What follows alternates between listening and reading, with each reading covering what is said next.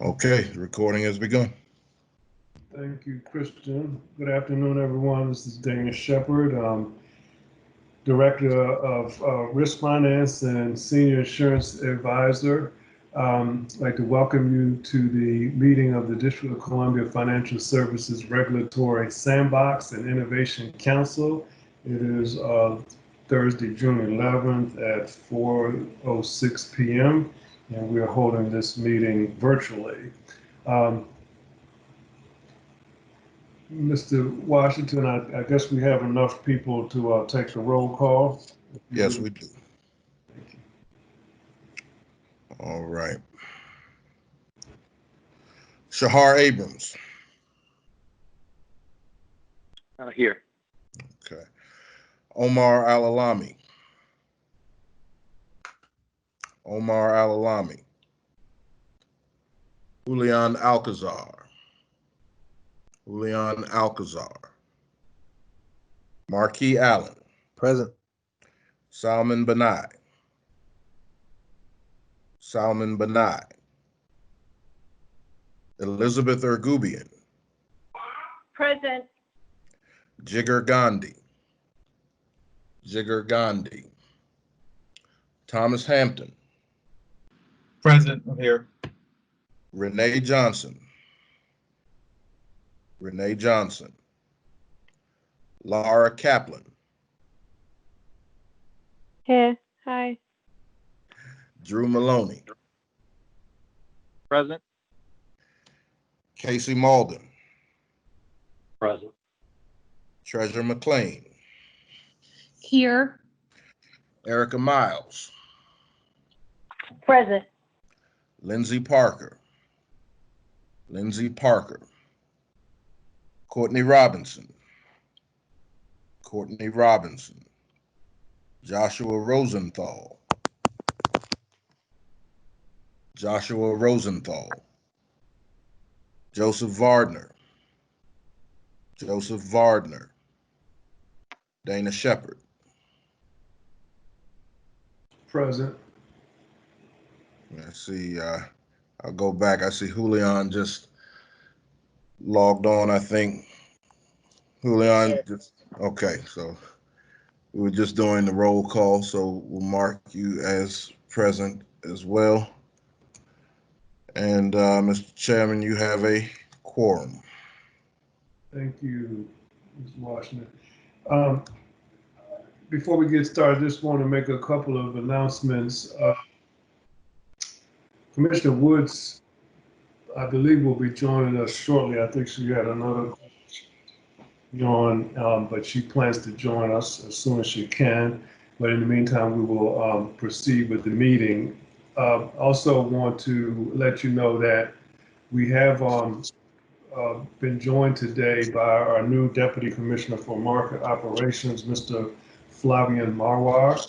He's on the call. He will be attending as many meetings as his schedule permits, and I'm sure he'll be, joining in some of the discussions and working with us as we move this project toward finalization and hopefully implementation at some point. He's on the line. I don't know if he wanted to say anything to anyone, but if you do, please feel free. Hi, everybody. This is Flavian Marwa. I'm excited to be a part of this meeting. I think it's a project that has an initiative that has great potential. So I look forward to contribute. Thank you. We look forward to working with you. So the first item on the agenda is to review and approve the minutes from the last meeting. Mr. Washington sent those out earlier. Did everyone get a chance to look at them? Yes. Any changes? Okay, well, hearing none, we will have to go through and make a roll call again to adopt them. Do we have a motion to adopt the meetings from the last meeting? So moved. Second, Who made the motion? Drew Maloney, motion to Yeah. approve minutes. and second,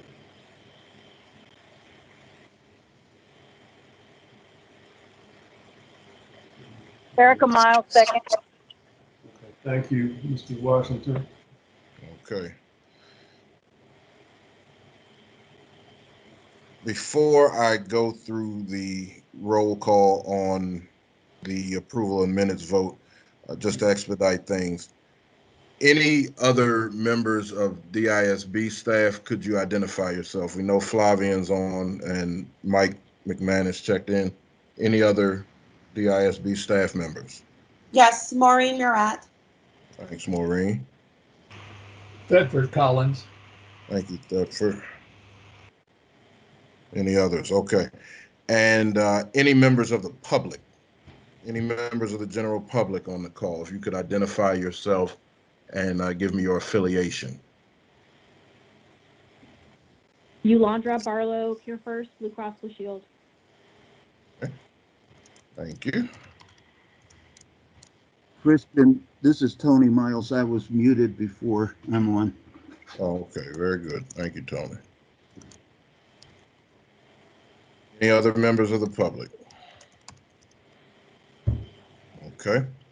If not, I'll proceed to the roll call vote on the approval of the minutes. Shahar. Aye. Omar. Actually, I apologize. I know he hasn't checked in yet. Julian. Aye. Marquis. Aye. Elizabeth. Aye. Tom. Aye. Laura. Aye. Drew. Aye. Casey. Aye. Treasure. Aye. Erica. Aye. Dana. Aye, Vote passes unanimously. thank you. Next on the agenda, we have the committee reports. I know one of the committees was very busy this week, but any of the committee, 3 committees could start. Who would like to go first?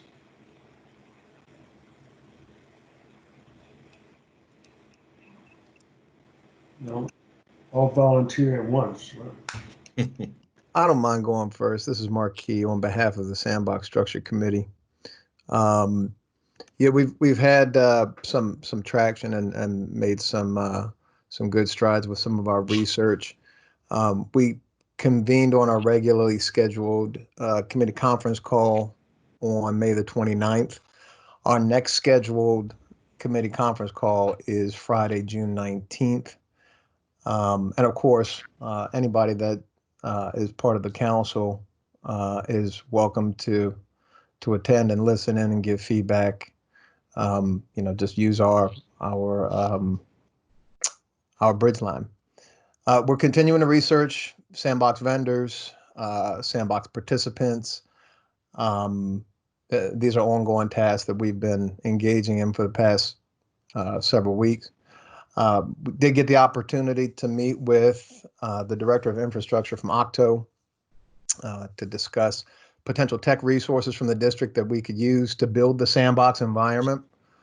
I think in order for the Director of Infrastructure to make an informed recommendation, he needs specs and requirements from us. So we're researching the specifications and the requirements for functionality and for the technology so that they can calculate available resources, potential costs, the effort that might be required from the district and so on in Octo being involved with managing, maintaining, standing up and spinning down the Sandbox environments. We had a really good discussion on incentivization methods, kind of drawing from some of the experiences that other committee members have had in some of their other professional efforts around regulatory sandboxes and so forth. And so we started coming up with several incentivization possibilities, including DC sponsored tech sprints, codathons, hackathons, DC sponsored pilot pitch rounds, or lightning rounds as they're referred to often, where innovators can come in and micro pitch their innovations that relate to the FSRS for consideration and possible inclusion into the program. There are options for the district to participate in reputable, municipally run technology events like the National Day of Civic Hacking, which is scheduled for September of this year. We were also talking about creating compliance assistance policies for the FSRS, creating new policies around no action letters and the like. So we had a really good exchange of ideas among the committee members in that regard. We continued discussing the participant application process for admittance to the sandbox, and I know that with some of the information that we were able to review that Dana and Christian have forwarded to the group with regard to legal precedent of some entities that have already created legislation around sandboxes. There's some guidance in some of that information that kind of speaks to the application process as other entities have created them. So, we're going to try to see what works for us and what doesn't work, and figure out what needs to be crafted, from scratch, etc. We have been reviewing as I mentioned, the documentation that Christian and Dana have forwarded earlier this week. And we've also been reviewing information on regulatory sandbox examples from the UK, as well as data provided by the CFPB, the Consumer Financial Protection Bureau, and the Office of the Comptroller of the Currency, because some of these entities have already done a lot of the legwork that we're trying to do, and it doesn't make sense to reinvent the wheel, especially if we can get guidance from them. So, I'm sorry, did somebody have a question? Okay. So we intend to continue with our research. We've separated our group tasks amongst ourselves so we can divide and conquer. We're among those, we're going to get requirements and specifications for the technology construct to Octo, to involve them in the conversation on what it would take to put together the environment. We're looking for opportunities to collaborate with some of the other committees on some of the work that they're doing, because we feel that there's some overlap in what we're doing and what some of the other committees are tasked with doing. So we have an open door. Anytime anybody from any member of the council that wants to reach out to myself or Erica or Treasurer Julian or Joe, feel free to shoot us an email. Our information is in the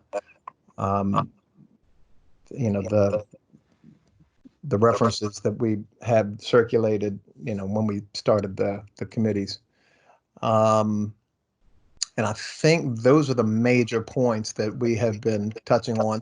There were two things that we did want to emphasize and put before the council. We, again, are still looking for feedback from the council on any specific items that we should cover regarding the participant application process as we look at precedents and decide on a format, including the guidance that we've already got from other states that have done such.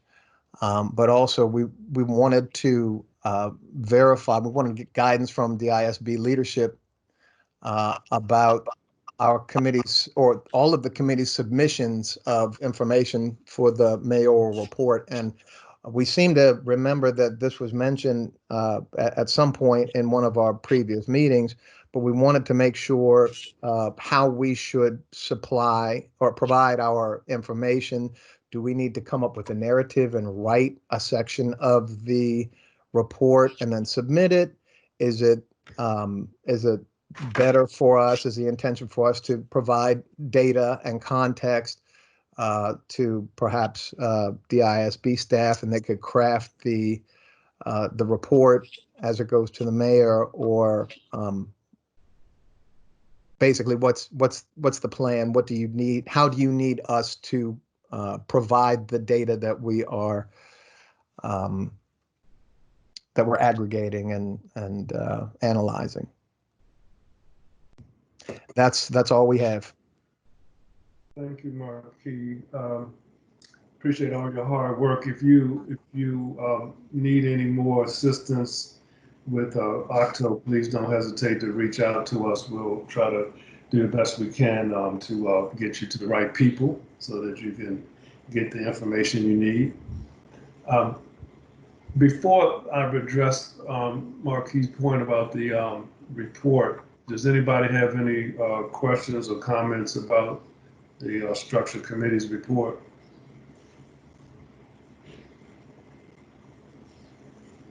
Okay, well, hearing none.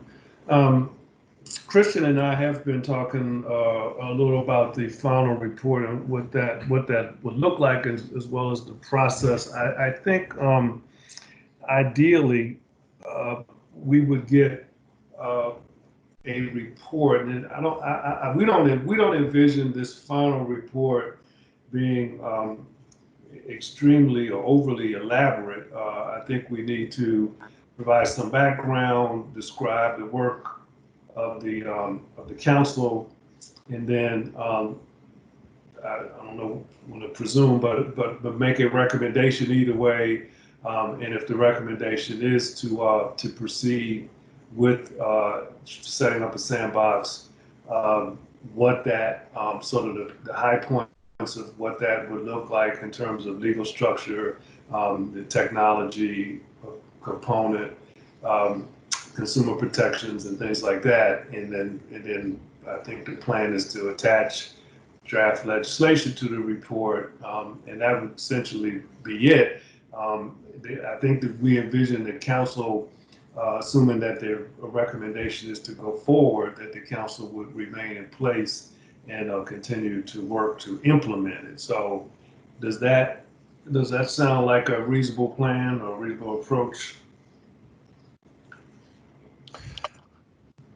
I think the question that we have, and yes, this is Marquis again. I think that all sounds reasonable. We just wanted to make sure that, or we wanted to verify if there was a plan in place to create a report that had a specific voice, or, not being overly familiar with processes in DC government. I'm learning as I go.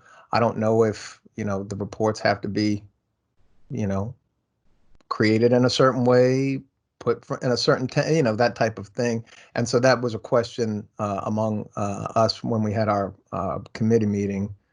But I mean, I think we're in agreement, and members from my committee can sound off on their own perspective. But whatever it is that that's needed for us to provide, we're willing to provide. We just want to make sure that we provide our information in the way that's useful.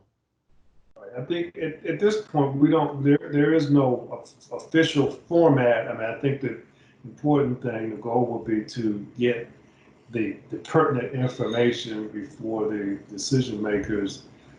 So, your work, for example, in terms of what you're looking at, in terms of what this sandbox would look like, especially the technology piece, all of that. If you can provide that, and it could be in any kind of format. The important thing is to get that information to us, and then we'll get it and clean it up and get it into the report and make sure that it's ready to. Of course, we send it around and everybody can comment on it and look it over before it goes to the mayor's office. But we'll take care of that part of it. Okay. Does anybody from the market committee or the legislative regulatory committee want to provide an update.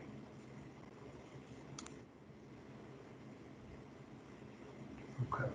So, sorry, go ahead. I was going to say, yeah, hey, this is Shahar. I can, maybe provide an update for the market committee, and then any of my colleagues, can chime in. But the main update is, we had one really good conversation with a startup that's, doing very well, has a very good model, I think, in this space. We did record that with his permission. We recorded that interview, and I'm able to share it with members of the committee. So if you're interested in that, and I think that might be especially interesting for the structure committee, perhaps. But I think it was a very good discussion, and one of the main takeaways, I think, is that this particular gentleman, he thought is a very good idea. I think we need to be very clear on, I guess, the pipeline and kind of the outcomes, from this process. So, a company, enters the sandbox, proves kind of their mettle, so to speak, or proves they're doing right, by consumers, proves that they have a good model, then what happens next? What actually do they get out? I think we have to spell out kind of the transition from Sandbox to what we're kind of offering, and also spell out the criteria for what it means to be successful, in the Sandbox. And then I think something we have definitely going for us, being in DC, of course, is access to more regulators and more people kind of with their finger on the trigger, so to speak. And that's something that was really interesting to Nick, the CEO that we talked to. So the more we can, he asked that we be really specific around what are we going to be able to provide access to those types of people. Is that part of our offering? If so, I think that would be really big. I think it also kind of plays into something I heard you say, Marquis, the application process that you guys are working on. That's maybe something we should collaborate on. I think that starts to intersect with both of us, but that's my short update. Thank you for that. Any questions or comments? Yeah, this is actually a question for the larger group, and I think it kind of involves some of the things that Shahar was detailing with regard to participants and people that might want to be a part of the sandbox. It's all well and good, but I think having a clear definition of what the overarching goal of the sandbox is something that we should keep in the forefront of our minds when we're talking to some of these outside entities.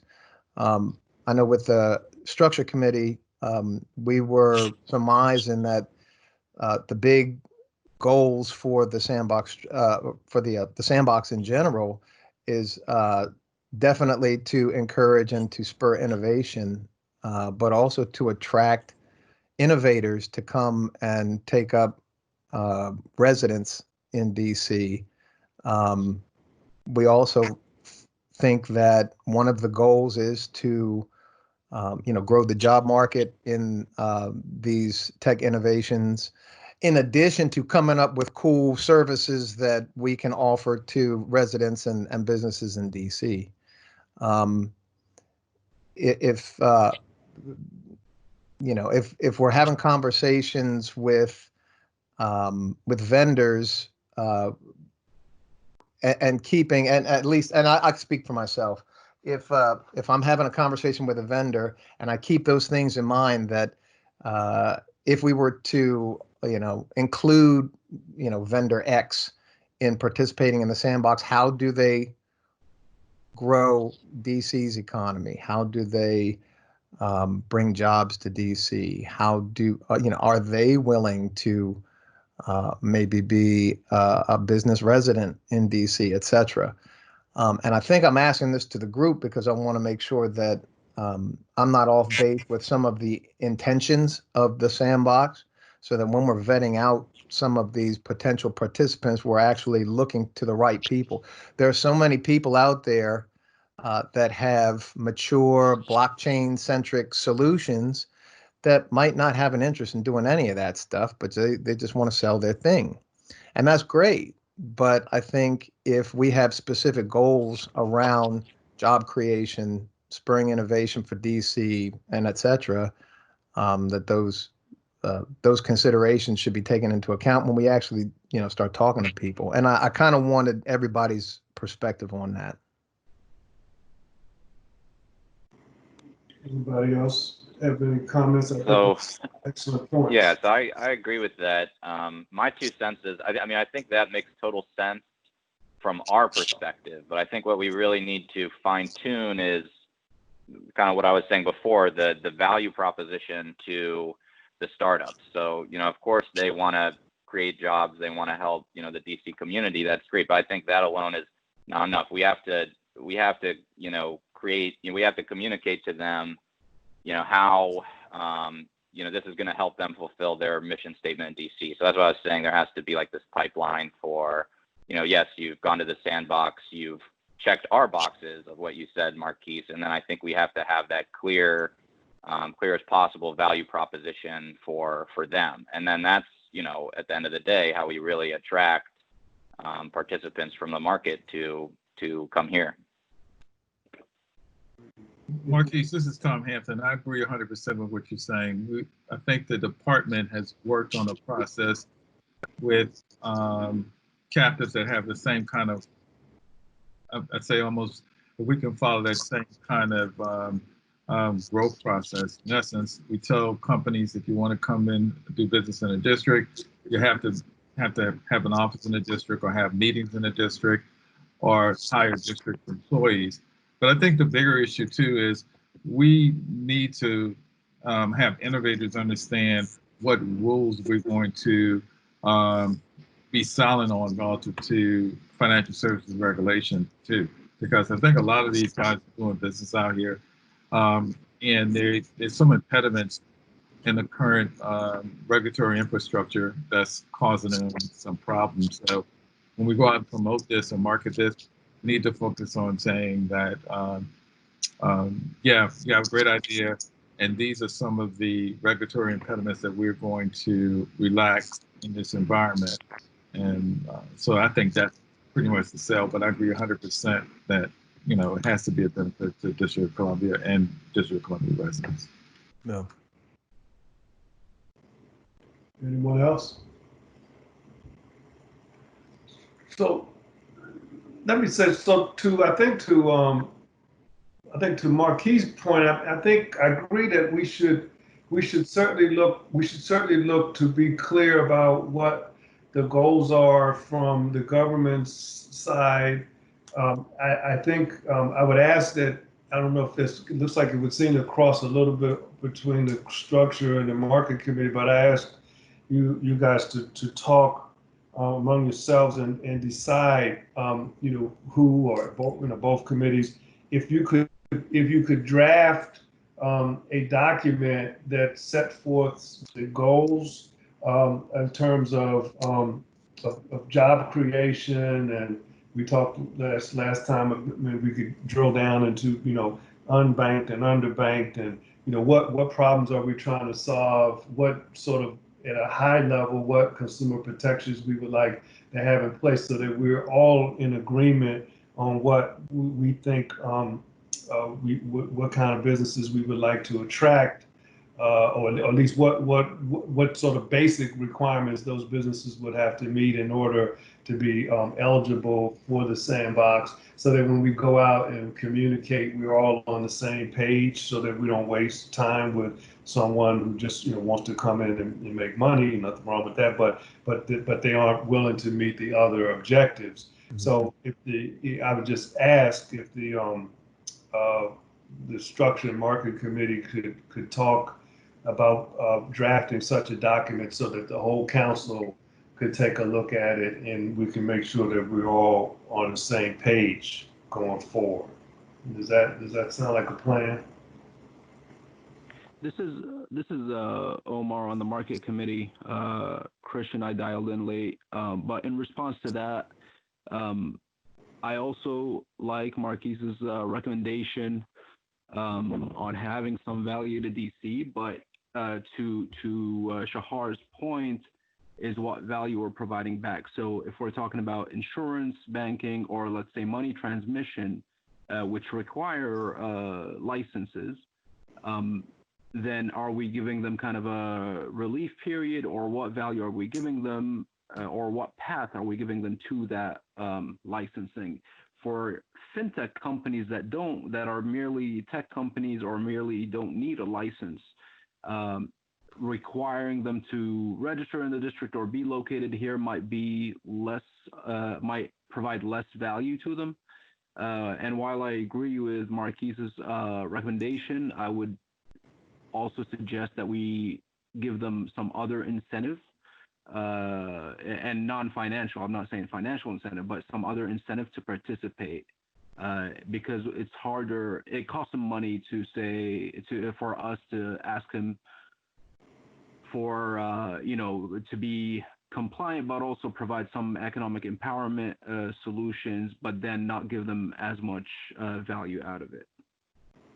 Right. So with respect to that, that was going to be my next thing I wanted to talk about is in terms of the value for the company, and so we it's kind of hard to stay directly on the agenda, but we're kind of crossing over a little bit into the legislation. I think so. What we plan to do, I think at least right now the goal is just to circulate the Arizona model. And some of those questions that's been raised about what's required of the company will be addressed in the draft, and it's a draft and we can change it. But I think some of those questions that have been raised about those sort of things will be clarified when you get a chance to see it. And I think it'll be easier rather than talk to it in abstract to actually see what we have in mind.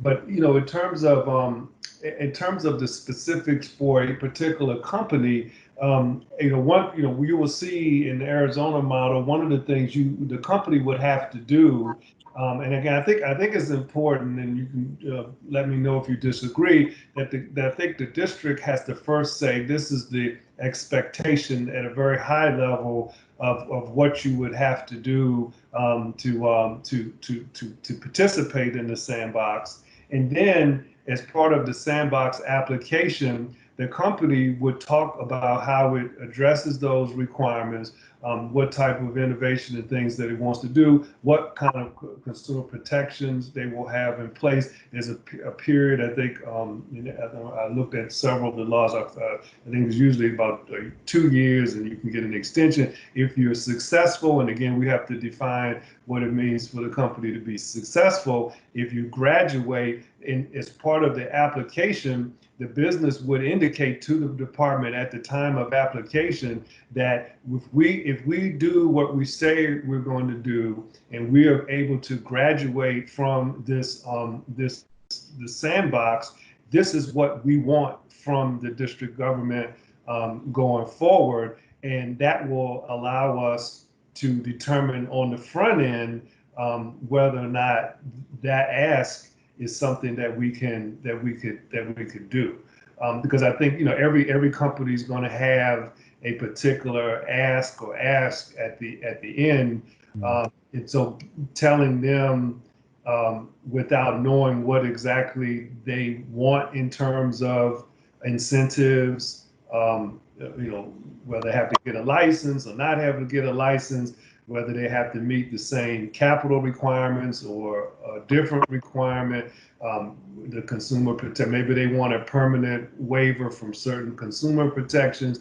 We would have to look at each individual application to determine whether or not that was the type of incentive, if you will, that we were willing to provide. But I'm not sure how we would do that until we talk to a specific company about what they want. Yeah, I agree. I would say, this is Marquis, the last thing I say is, Omar and Shahar, I appreciate y'all's feedback on this. We have another Sandbox Structure Committee meeting scheduled for next Friday at 4 p.m. I'll be happy to forward the two of you an invite so you have it on your calendars. And we would really like to hear your input, because the things we were talking about are things that Julian and Erica and Treasure have been working on. I know Treasure's been working in particular on the participant application process. And we've been going through in conjunction with some of the stuff that Julian and Erica have been submitting about incentivization methods. We've been trying to figure out what's fair to offer to companies, what's fair for companies to expect. I mean, I remember hearing a talk from a company called Alta, I think they were, and I think one of the big things that they touted was that they were participating in the Arizona Sandbox. I don't know what else they got from Arizona for participating in the Sandbox, but the runway that they got from being able to say that they were participants seemed to be significant. So for a lot of innovators, that might be a strong selling point for them to participate, where IBM and Accenture and the bigger companies that might not, have the same, they might not feel the same kind of benefit from being able to say, yeah, we did this for DC, as, mom and pop blockchain technologists incorporated that have some cool innovations. So coming up with the whys and wherefores, and then talking about what's feasible for different levels of participants would be really helpful. And since you guys are tapped into the market, we really like your feedback. So I'll shoot you guys an invite for next Friday's meeting. Happy to join, Marky. Cool. Sounds good. So related to this discussion, those of you who were on the call last month may recall we had a visit, if you will, virtual visit from Kevin Morgan, who's the director of tech sector attraction and retention from the WDCP, the DC Economic Partnership. He spoke a little bit about his role in helping to promote technology and innovation in the district.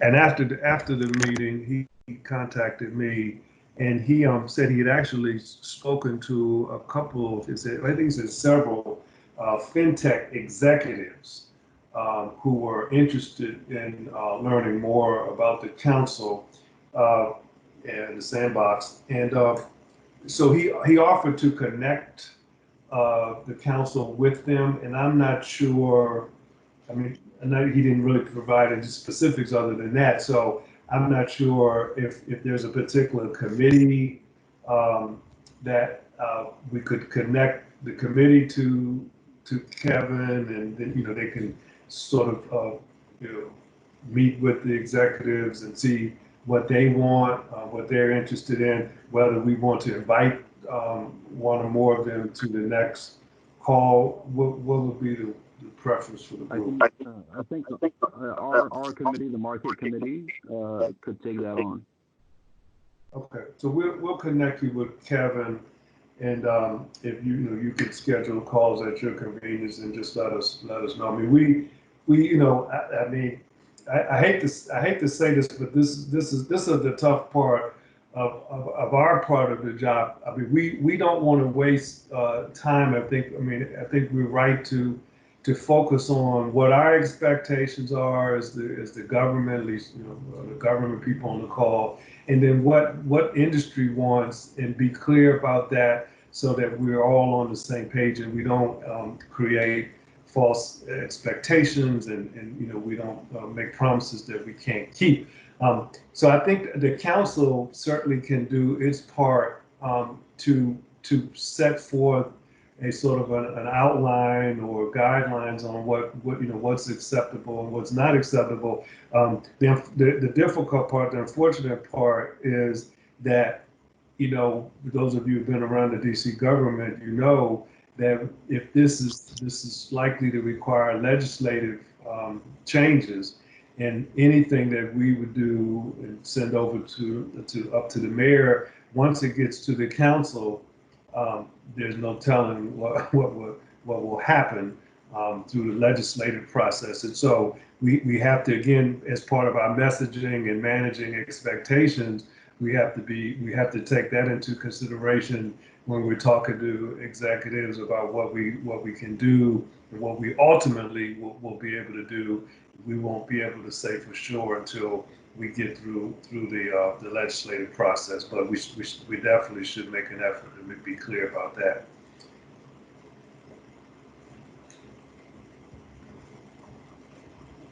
So are there any more discussions for the 3 committees?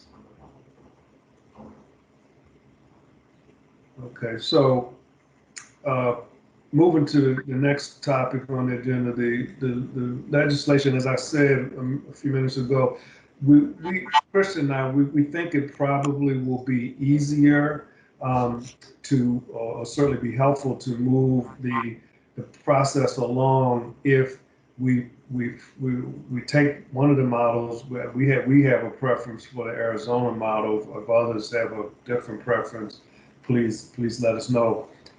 And we would reformat that to look like what we would have to submit if we were moving forward in the district. And then we'll share that. And it's not to say, I mean, obviously their model is focused on the regulators. There's the Attorney General.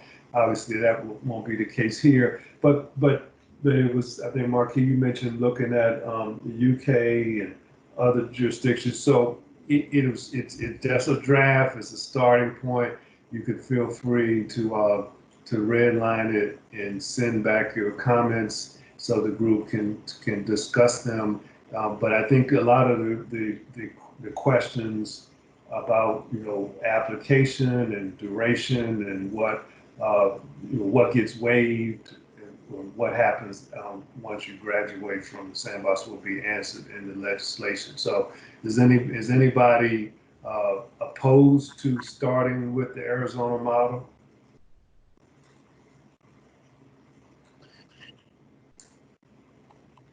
Okay, well, anybody have any ideas? Does that approach meet with the consensus of the council as far as taking it and circulating it and adding to it and taking away and marking it up?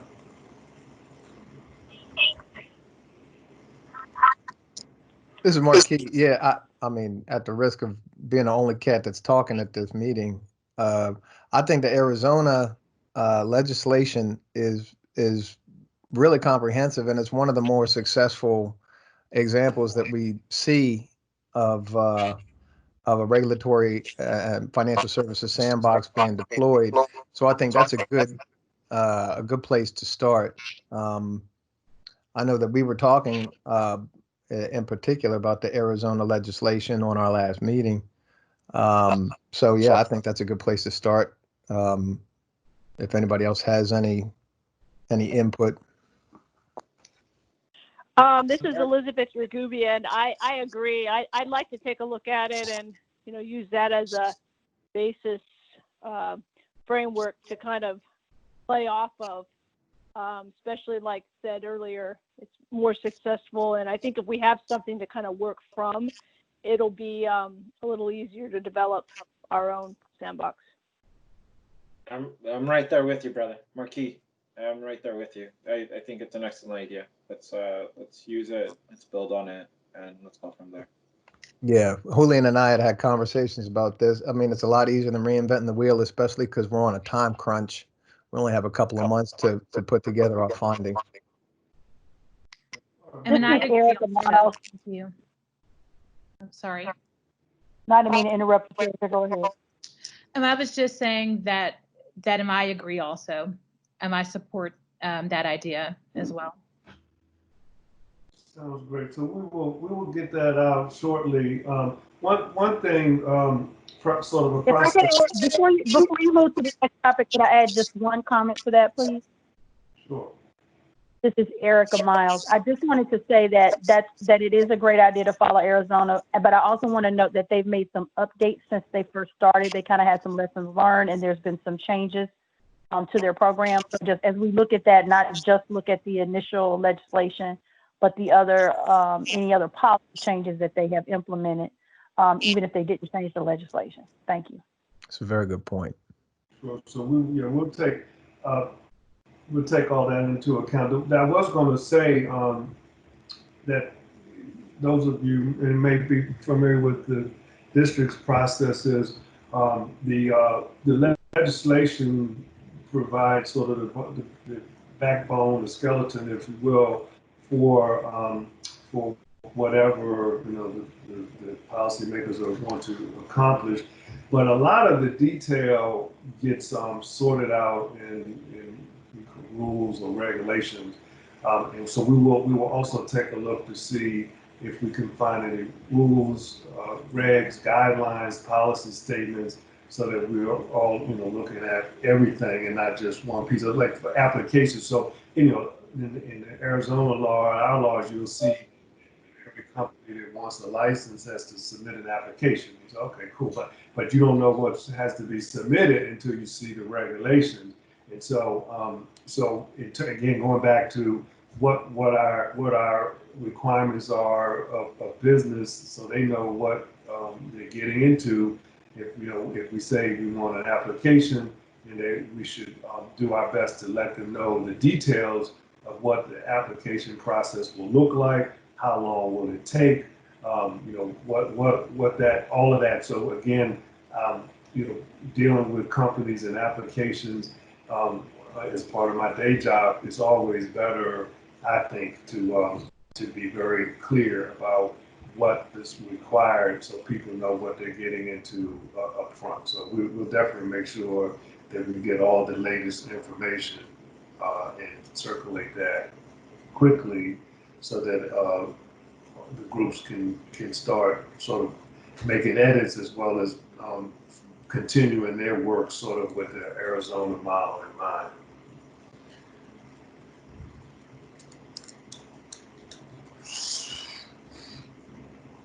Is there any other discussion about legislation, or sort of we're going to connect Kevin Morgan and his contacts with the market committee, and you guys can run with that if you think it's necessary or beneficial to have a presentation at the next meeting or subsequent meetings. Feel free to let us know if you think you could have those discussions and then bring back your takeaways from that. That's fine too. We'll leave that to the committee.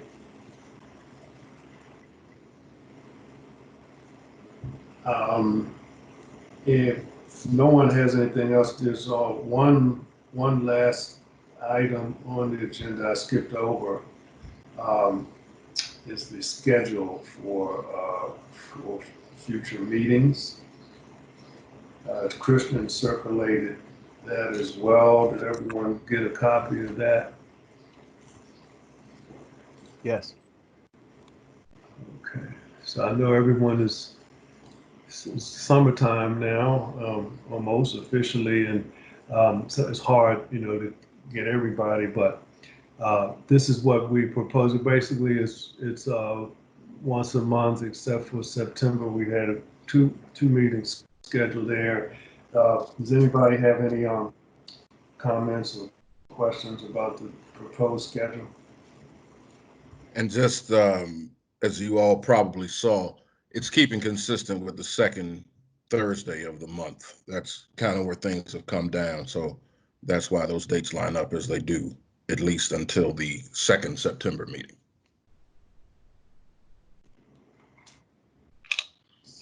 So does anybody propose any changes? Okay, well, so Christian, do we need to do another roll call to adopt this schedule, or And if we do, can we combine that with the adjournment motion? Right. That's what I was going to say. We had voted on the schedule before, so we might as well keep consistent with that. But I think we can do a combined vote for adjournment if there's no further business. The vote can be to accept the schedule and to adjourn. And I do have an additional question for the DISB. And given the fact that I believe that the report is due to the mayor in September, is that correct?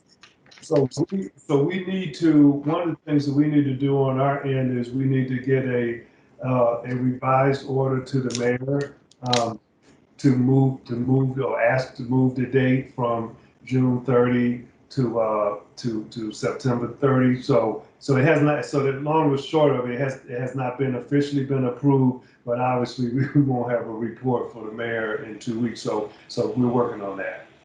Okay, because I was just trying to basically understand exactly when you need all the information from us, and in order to create the ultimate report that is given to the mayor. Because I know that you might need time to like turn that around. Mm-hmm.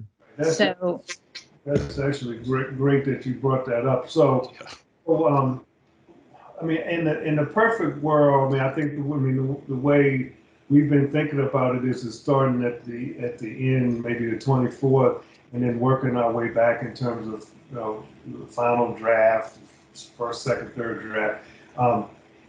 But that really, at least the way I look at it is, when we would want to get a first draft really depends on when the committees think they can provide their sort of their part of it. We'll take care of the background and all of that, but in terms of the individual committees, when do you think, or when do the committees think they could have a first draft of their individual reports to us?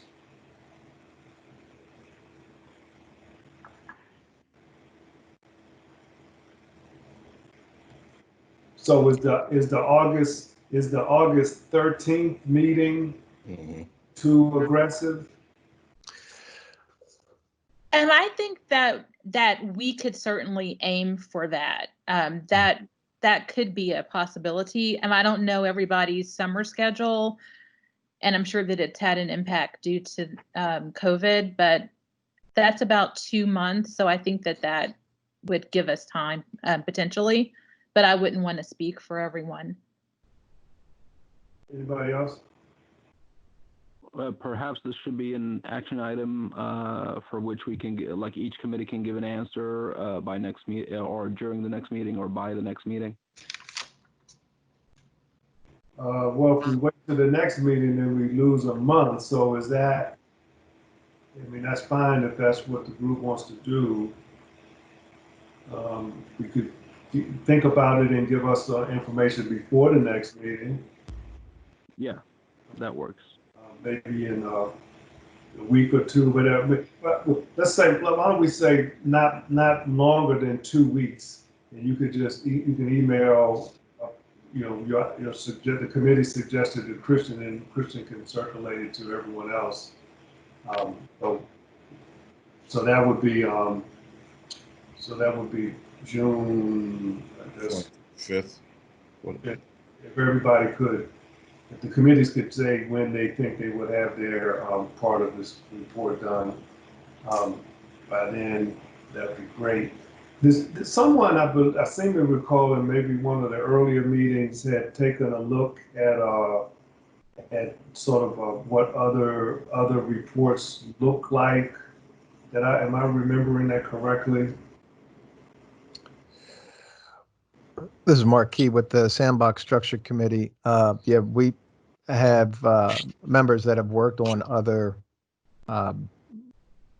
kinds of enterprises and have given guidance on what Sandbox Structure reports have looked like in their professional experience, but it's nothing that we have publicized to the group.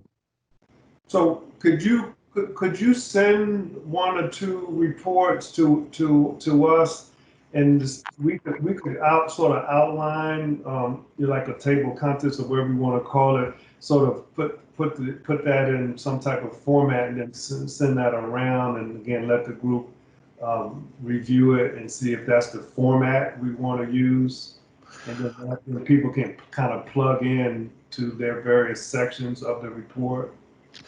I think the challenge, and people from my committee can certainly sound off, but I think the challenge is that some of these other efforts are proprietary and can't be shared. So we haven't been able to get actual reports, but based on our individual work on this project and that project, we've started to kind of come up with a basic construct for how the Sandbox reporting could look, and I don't think we have any problem with sharing some of that with the council. Yeah, I don't think so either. I think the outline that we've crafted should meet those needs. Mm-hmm. Okay, thank you.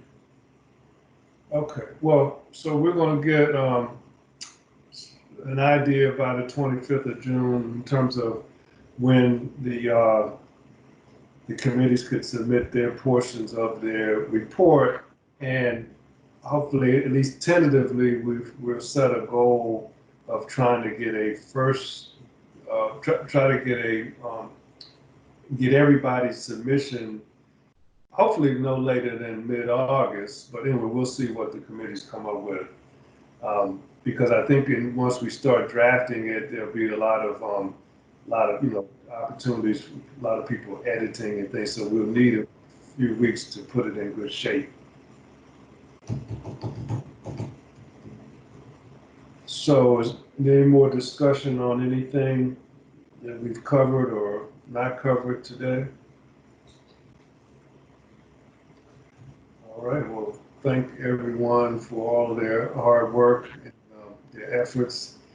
And so at this point, I think we need a motion to both adopt the revised meeting schedule as well as a motion to adjourn. So if that's correct, Christian, can somebody make a motion in a second? So moved, Tom Hampton. Okay. Second. Second. I heard who seconded? Drew Maloney. Okay, thanks, Drew. Okay, so we have on the floor a combined motion to accept the schedule and to adjourn. Before I move to the roll call vote, I don't believe that there were any other DISB staff who have joined. Are there any members of the public who joined the meeting who did not announce themselves or identify themselves at any point?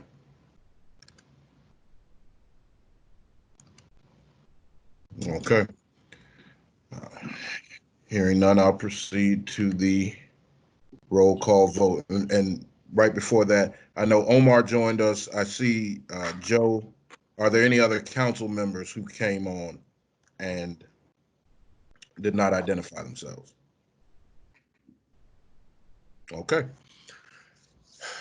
On the motion to accept the schedule and to adjourn, Shahar. Yes. Omar. Yes. Julian. Yes. Marquis. Yes. Elizabeth. Elizabeth. Yes. Tom. Yes. Laura. Yeah, present. Drew. Yes. Casey. Yes. Treasurer. Yes, thank you. Erica. Yes to both. Okay. Joe. Yes. Dana. Yes. Vote passes unanimously. Thank you, sir. Well, again, thank everyone. Stay safe. We look forward to hearing from you in the next month or so, if not sooner. And unless there's anything else, we will adjourn the meeting at 5:05 p.m. on June 11th. Thank you, ladies and gentlemen. All right, take care, guys. Thanks, everyone. Bye.